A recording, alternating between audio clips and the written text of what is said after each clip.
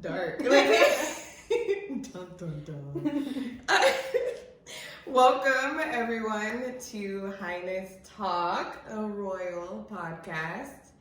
I'm Sydney. I'm Tawny. And we are here to talk about health, wealth, well-being, all of that together, and how we get through life and talking about it.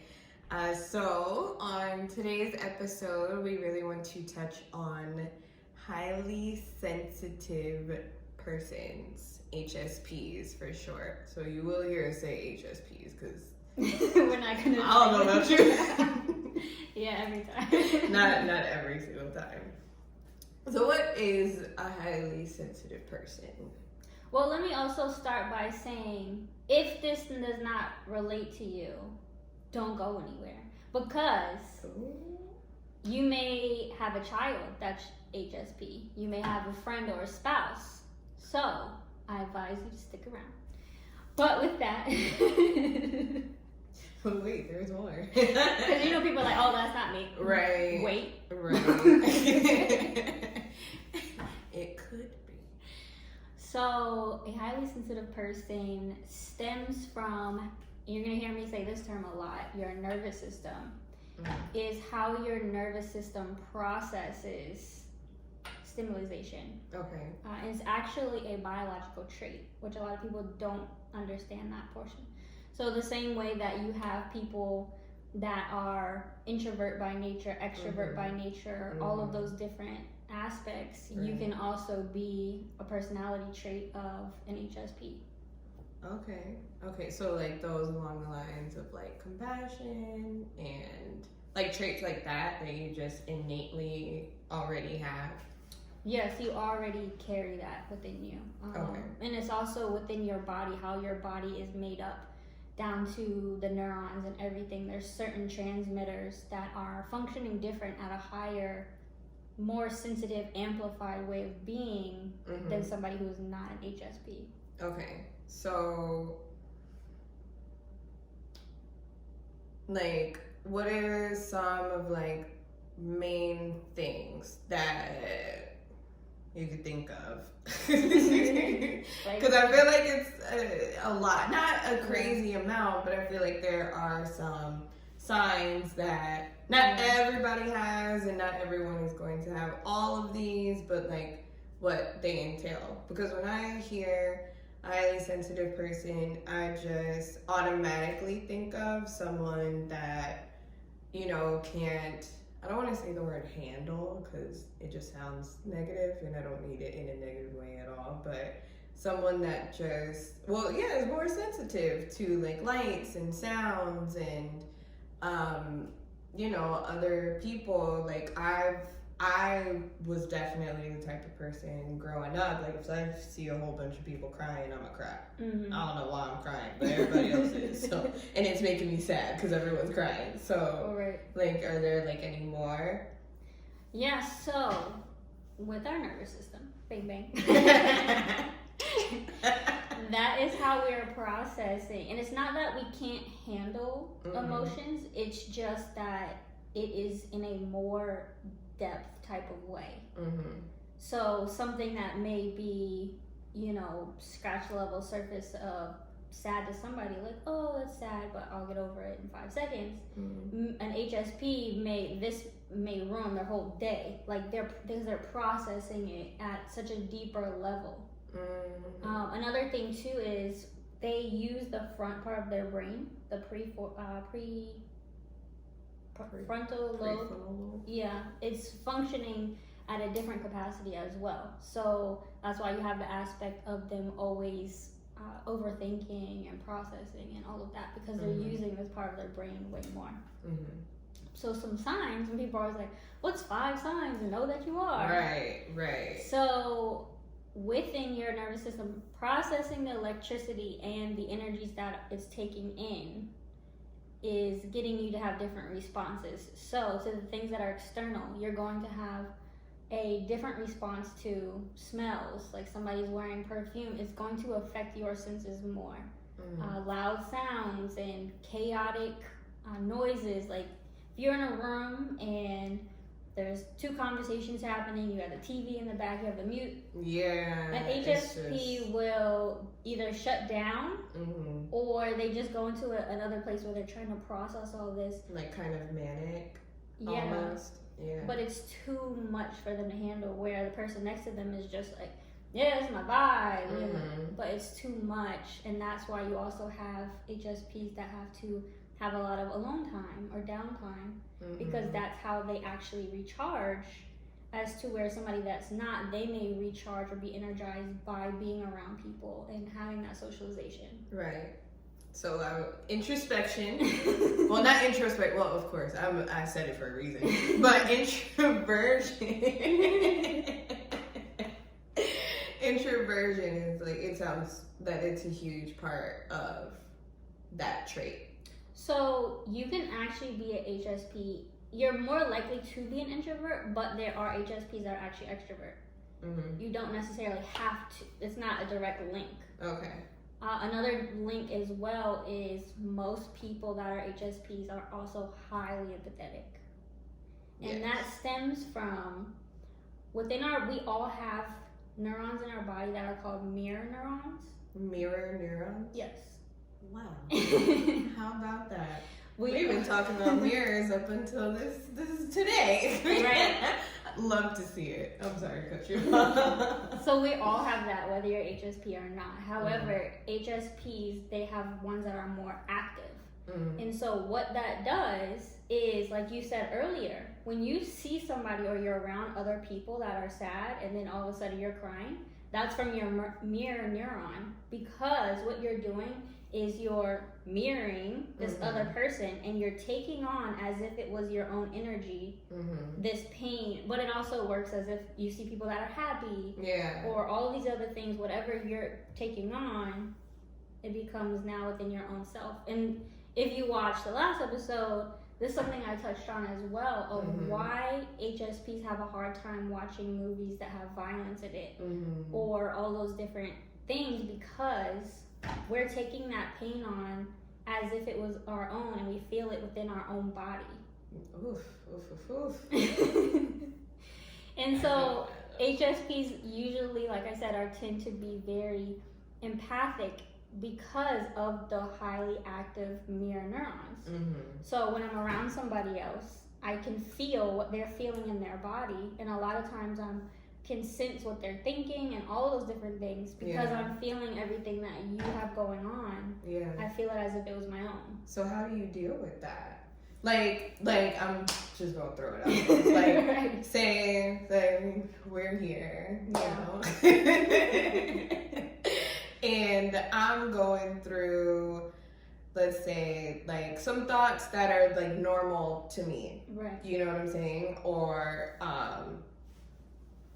had a bad day and it's just I'm carrying it over into here. These thoughts aren't normal to you, so you automatically know like it's not you. Right. But then like all of the weight that comes with it, that's on you as well. So how do you like get it off? Like that's just the image I had. No, but that's a real thing. And so I actually did Reiki courses, right? And that was one of the movements of like this energy cleanse where you're literally like get it off. That's my favorite one. Start at the shoulder. But so prior to kind of understanding more of how I function, it would overwhelm me. And it would take me days to get out of this funk, because I thought I was just in a funk. I didn't realize, hey, this ain't even mine. Right. You would just be at home sitting in it. And I was like, man, why do I feel so depressed? Why am I so down? Why, all these things. Because prior, maybe I walked into a crowd of people or a gathering of my friends, right? And I was fine. Right. But now I went into this and I come home and I feel so weighed down. I have all these different aspects taking place and all these different thoughts, and I feel like I'm in a really bad place. But when I left, I was feeling great. So prior to that, I thought it was my own, and I would be like wallowing in this for days. Once I realized immediately how my energy felt, then I could pick up on other people's. So then I got into grounding practices. and like recharging practices and what that looked like for me.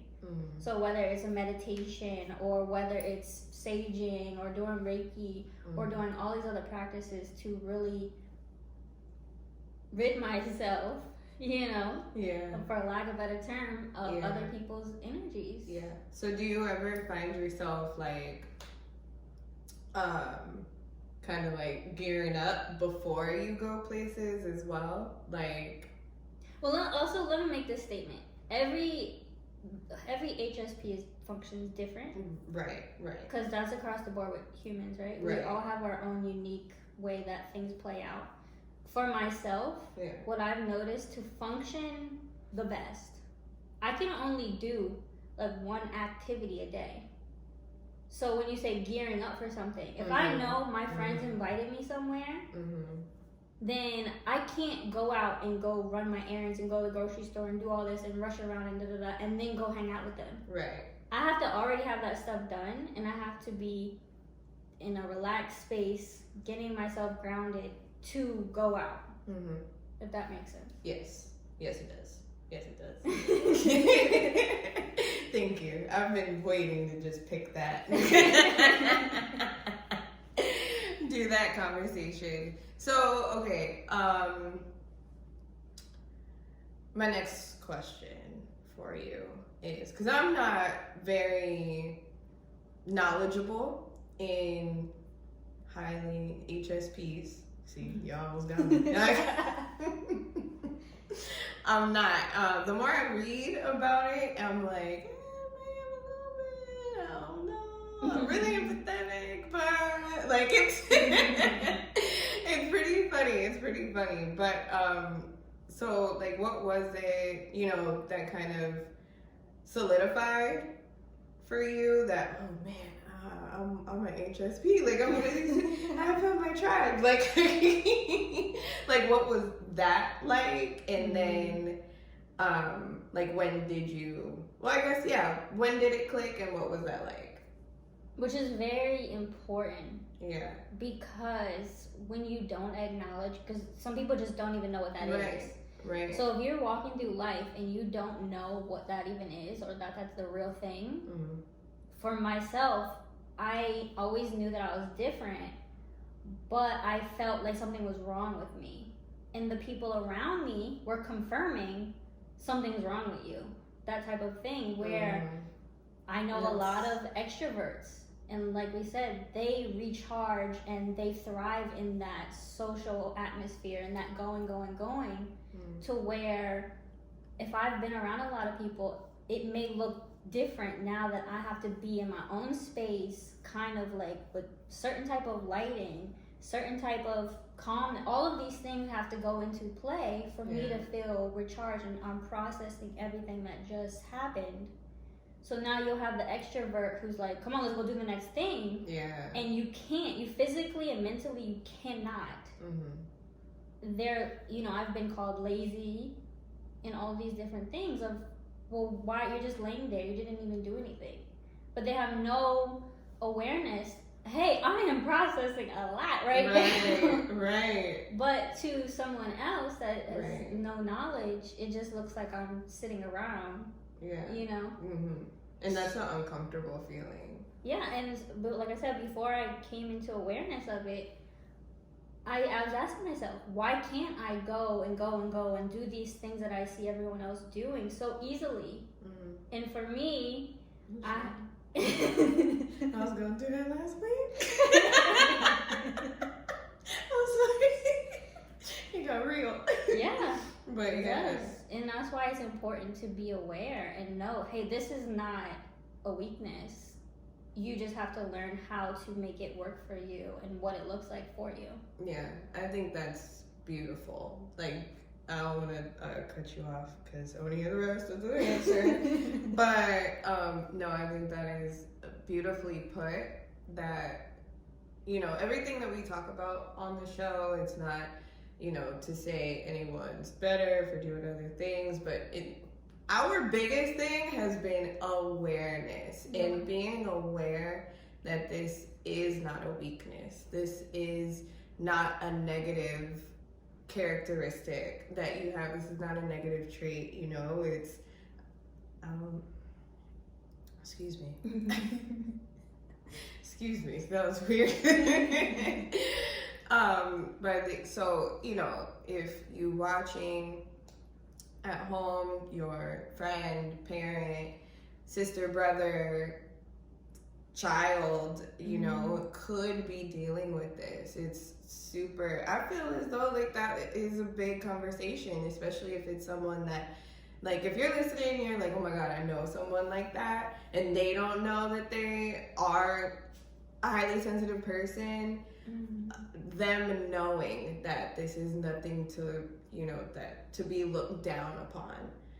I think that's really, really beautiful. Yeah, I was going to say, now I can spot it in other people so much easily. Like, my nephew, he cannot be around strong scents. He can't be around a lot of noise, loud noises. I'm like, oh. It's my dog. Gang, gang. We outside. So, with that though, I want to know, how is it being friends with an HSP? Is that any different? Have you seen any difference of anything you've had to adjust from your other friendships? Yeah, for sure. Like, and this is not in a bad way. Duh.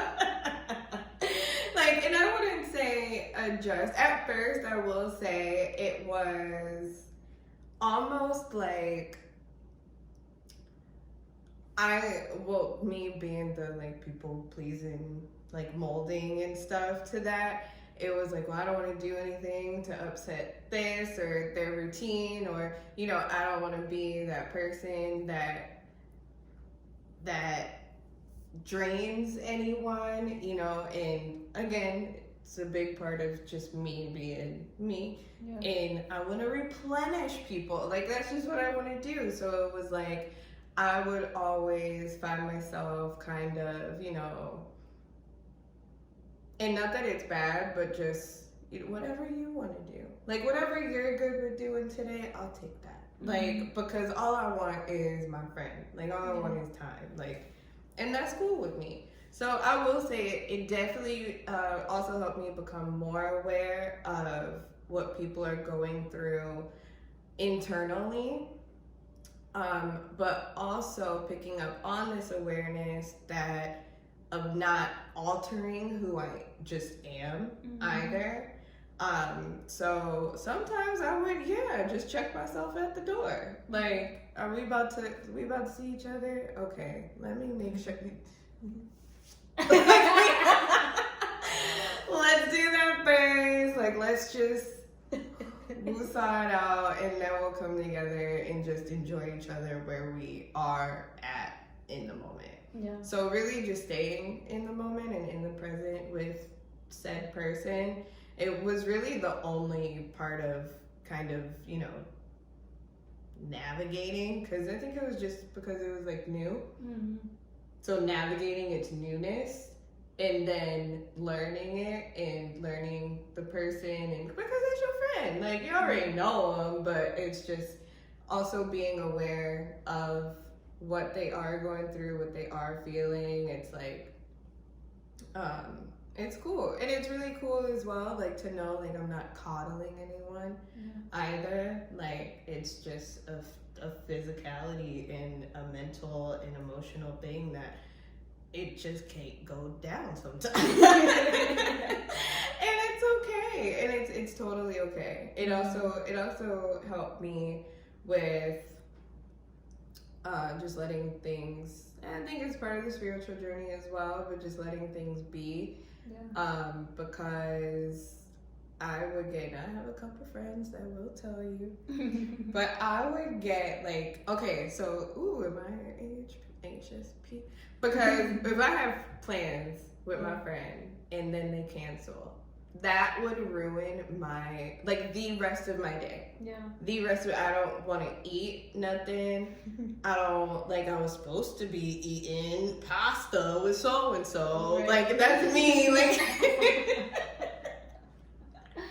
guess I'll have this drink by myself. Like, and I'm just, it's it's just like, I'm doing more harm to myself. We know, but it helped me kind of just let go of that as well. Well, maybe they're going through their own thing right now. Maybe they just got a lot going on today. I don't know. So it's not a huge adjustment, just a lot more awareness of the other people that are around you. Well, I was gonna say that is one of the things that I do like about you that you do. Is so you know already where you've called me and be like, hey, I'm going somewhere with such and such, but I already know you're not down for that. And like, hey, I'm cool with you knowing that I'm not down with that. You know what I'm saying? Like, I already know the atmosphere. I know who's gonna be there. That's not your scene. Hey, appreciate you for saying it. Thank you for looking out. Because other people will guilt trip me and be like, man, you said you was gonna do da da da da. Which, you know, I don't want to say that it's justifiable to cancel or flake. Right. But you have to understand how life is as an HSP, right? Right. I may have agreed to something on Monday, and I was feeling incredible on Monday. Right. Come Thursday and Friday, I have been drained and pulled in all these different ways, and I haven't had time to process even my week. Now here's Friday where I said I was going to do something, and I just don't have the capacity. Yeah. And it's not that my intentions is that I don't want to do said thing I promised. But if I show up on Friday, I already know I'm not going to be at my best. Right. And also when I'm overstimulated, then that means I'm going to snap easier. I'm going to have attitude. I'm going to show up in all these different ways that's not going to be beneficial to anybody. Right. We'll know wrong. So you're at home like, listen, I'm just trying to help you. help you make this a smoother night. I'm not gonna be there.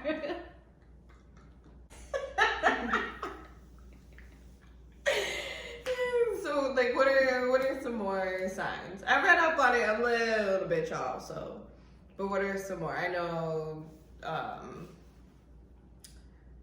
being shy as a kid. That's a big one. I was like that for sure. So you also have a different reaction to like caffeine, medication, certain foods. Like adverse reaction, like hives, like people getting. For myself, like if I take even an Excedrin, which I don't do anymore because it would put my body into, like I was having flu type symptoms where my body was having super crazy temperatures. I was getting anxious. My heart would be palpitating. Yeah. Because my body it doesn't respond well to that type of thing. Wow. Yeah. Wow. For me, I function best with all natural as much as possible. Yeah. Yeah. Shoot, I was gonna ask you something. Like I'm looking at you, and I was like, I have the question, and it's gone. But it's okay. If people come to you a lot for advice, that's a big thing. And highly intuitive and observant. Yes. Those are huge things as well for HSPs. Yes, I do have a question on that, but we can get to that a little bit later. And I remember my question from 5 seconds ago.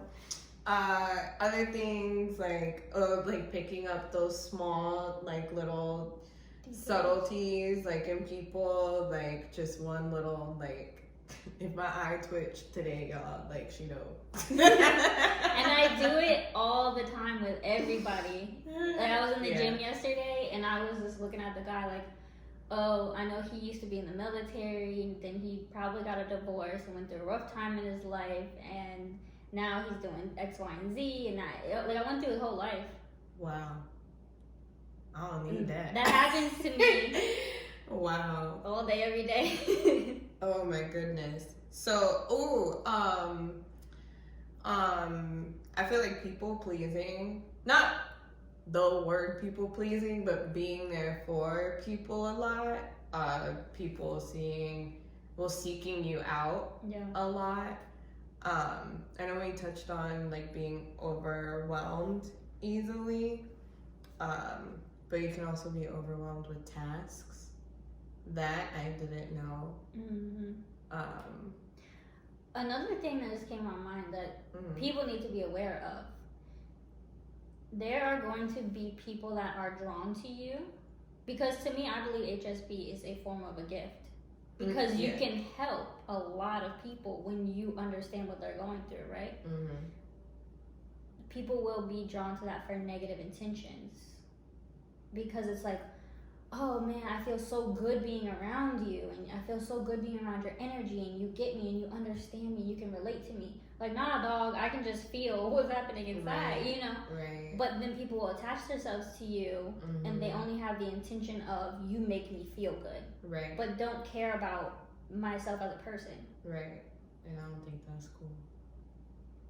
I'm watching you. And we've been in those scenarios where we've been out and people are like, oh, tell me more about myself, right? And as soon as I'm done, you know, reading you to fill, you're off doing the next thing and you have no concern for me. Of what just happened, what just transpired. Yeah. We have been in multiple situations as such. It's been, I mean, I ain't gonna lie, they were fun. Like, at first, like, in the moment, we're all excited, like, this is what's going on. And then they're just like, oh, well, you didn't tell me what I wanted to hear, so. Right. You'll find out sooner or later, Shad. It's okay.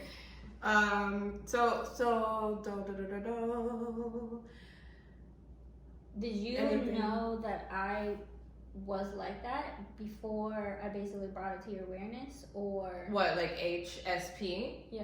And like the actual title, highly sensitive person? The title, or just that there was a different functionality? Okay, so I'll say when we started forming a friendship, the empathic abilities, the intuition, like, on point, payzoink. so yeah, like, from when we started getting closer, I could tell you we're an empath. But being that empaths are within the highly sensitive community, it makes sense, to be honest. But then, in doing this, you know, prepping for recording for this, it's me thinking back to when we first met back in church, and it was beautiful. But I remember seeing you, and I remember smiling, because I smile at everybody, and you were just like. And it was like when I think about it now, of course, I'm like, that's hilarious. Like, I was like, was she feeling for something? Like, I feel like it was just you, just like, okay, I'm not getting any red flags. Like, nothing there yet. Like, but after that, it was fine. Oh gosh. And everybody has that same reaction. And I bring that up because I don't think it's just a me thing. Because a lot of people that are empathic or introverts or HSPs, they're on the observe. You know, they're just, all right, let me feel it out before I get in there. Right. Because that was totally me. As a kid, my mom would always like talk about it to, you know, her friends, sisters, and such. And she would even tell me, like, she was like, when you were a kid, she's like, I don't know what it was, but you would just sit and observe people. Like, I would be like, sit, go play. And you'd be like, no thanks. And just watch them. And I was like, oh, sounds like a weirdo. But then she was like, no, at first it really bothered me. I thought I was doing something wrong as a parent. I want you to be out there and be social, but you would always do it just in your own time. Like, you would just really have to sit and just watch people first before you would get yourself into situations. And she was like, to be honest, that saved me a lot of time too. So, but yeah, I think that's crazy, because I always considered myself as shy. I've said that before as well, because I was. I still kind of am. And a lot of people that have those traits, like we said, empaths and introvert, HSP, all of those, a lot of that is coming from none of us like to have surface level interactions. You know, so I'm observing because if I'm going to have an interaction with you, I want it to be meaningful. And in order for it to be meaningful, I have to know that I can be vulnerable with you. So there's a lot taking place when I'm observing. Yeah, and those thoughts are coming in a mile a minute. Like they're all showing up just millisecond after millisecond. Yeah.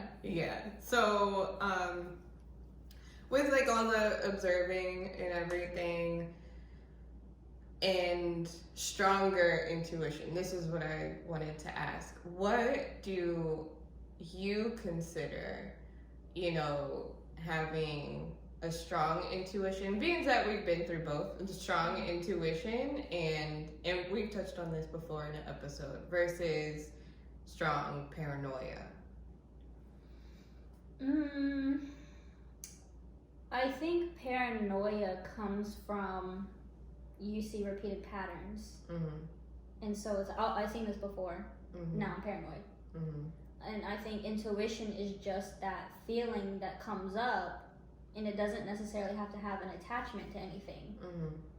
Because I've had scenarios where my intuition comes and like, hey, ask this person what's in their pocket. This is real life stuff that happens to me. And I'm like, nah. The next day, I find out that I should have asked this person what was in their pocket because they kept something, like the keys from the work that they were supposed to turn in. There was no connection. I would have not known about this. It was just my intuition said, do this thing. As to where paranoia is like, if you go over here in the dark, if you go and do this, or you know what I mean? Yeah. This is gonna happen to you. Yeah. It's gonna get you. I like that you put it like that. So I asked myself this question as well. Because I was like, let me not just leave it to Donnie.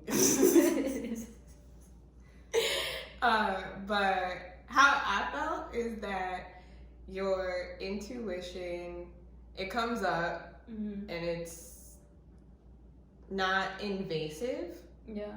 You know, like it was just something like, and I feel like it just comes up like once because you didn't hear it again after you were like, no. Yeah, right. And I feel like paranoia is like nagging and putting a whole storyline like in your head and it just keeps just nagging, gnawing at you like again and again and again. But that was just me. I agree with that. Yeah. I was gonna say another thing long term, or if you're in this position now, a lot of people that have these traits tend to be in career paths of service. So with that, and knowing that you're getting a lot of information overload, you're getting a lot of things to be taken in, processing a lot, it is super important that you have a lot of self-care in place. That is important. Because while you're caring for other people, you have to make sure you're caring for yourself. Right. Because what I'm thinking while you're saying that is like, who heals the healer? Right. So it's like, which is very nice. And I am thinking like, you know, being an empath, of course, being in service, it makes a lot of sense. But with being in service to others and taking those things in and, you know, your cutoff points, your boundaries for it taking over and you taking too much in, or, you know, like those scheduling and things like that. And I'm just, when I think of being in service, I just think about being a host, honestly, of our like first job ever. And I'm just like, like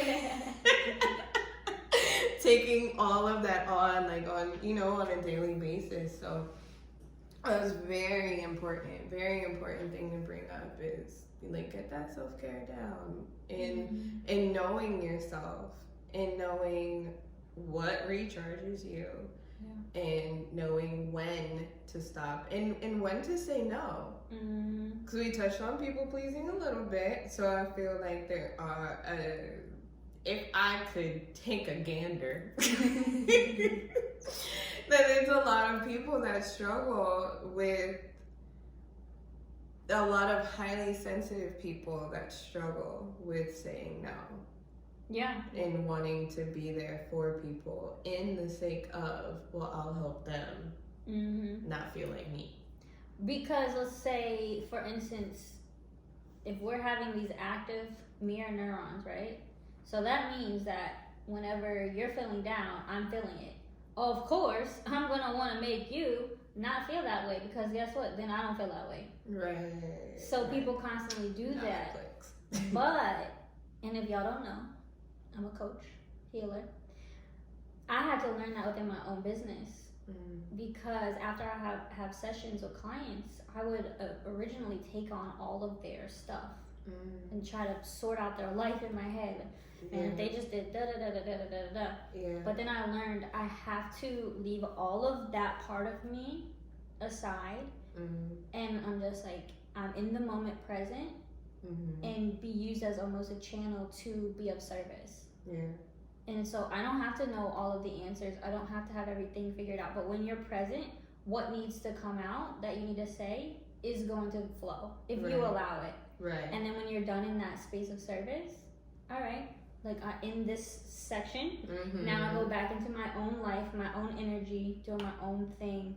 And I don't need to figure out, we go back to conversations we've had in season 1 of, it is not my job to fix everybody, heal everybody, save everybody. Right, right. So how long did it take you to kind of make that transition happen? And also kind of sub-question, would it be normal for people to take, a longer amount of time within just fixing or altering those things within themselves so that they, don't face that or, taking on too many energies or even a burnout?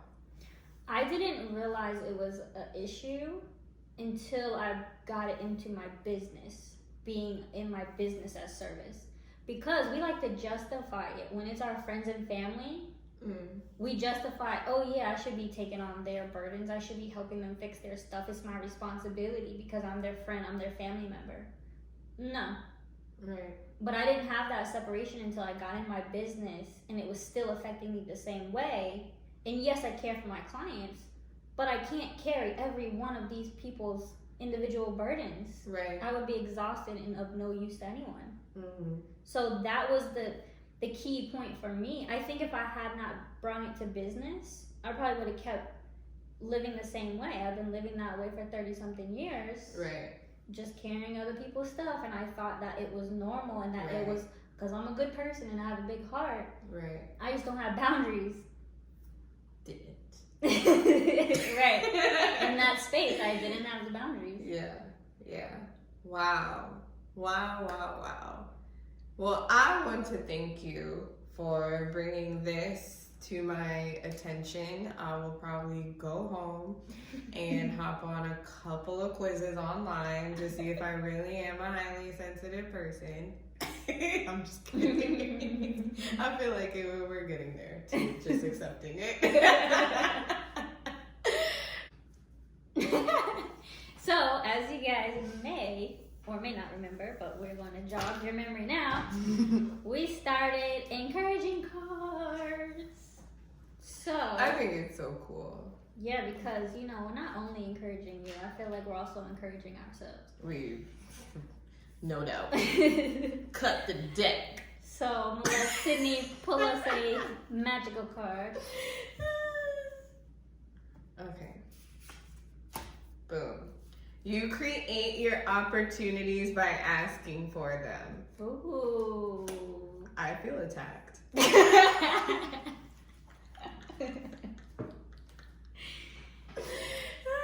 I mean, I'm just kidding, but not. Low-key, maybe high-key. No, that is super, super, super. I mean, that's just a fact. Everyone has heard the phrase, the squeaky wheel gets the oil. So just, what's the worst that can happen? They say no. Well, the worst that could happen is they say no with an excuse. Like, no, I ain't doing it because this. Like, all right, dang, you guys just left it at no. But you tried. Like, now you know. You create your opportunities, so that part's big by asking for them. Yeah. So that could mean us asking you to share, like, and subscribe. Yes. I had to throw that in. You know, also comes to my mind when you create opportunities by asking for them, right? Mm-hmm. Immediately, most people are going to think by verbally asking. Right. I'm thinking by physically asking, making space for it, showing up in the way in which you are ready to receive it. To me, that's also asking for it. Yeah. Because actions are much louder than words. And God sees that.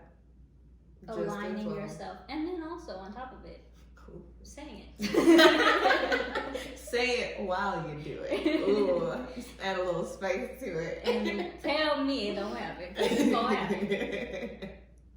That was an amazing episode. Thank you again for bringing this to our attention and educating us. And hopefully we can be there better for friend, brother, mother, and all of the people that we care about. Thank you for tuning in. Don't forget. Thank you. To like, share, subscribe, hit the little bell thingy,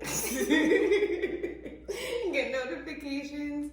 This is Highness Talk, the Royal Podcast. Season 2. I'm Sydney. I'm Tani. And we'll catch you next time. Bye.